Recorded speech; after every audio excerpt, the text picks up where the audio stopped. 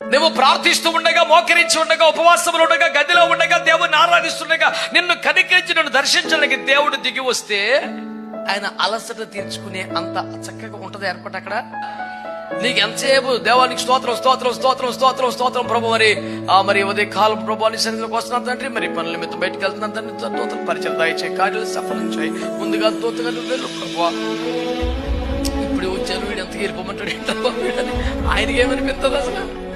అది అబ్రహం గారు ఇన్ని కష్టాలు, ఇన్ని బాధలు, ఇంత కొరతలో 25 సంవత్సరాల నుంచి వెయిటింగ్ చేస్తామంటే యేసు కనపడంగానే ప్రభా తీసుకోసేపు యెరూషలేము దేవాలయములో క్షణం ఉండబుద్ధి కాలేదు యేసు ప్రభుకి. పేదనిలో పేద గృహములు బస చేసాడు యేసయ్య. నీ హృదయం అట్టుందా? నీ బ్రతుకట్టుందా?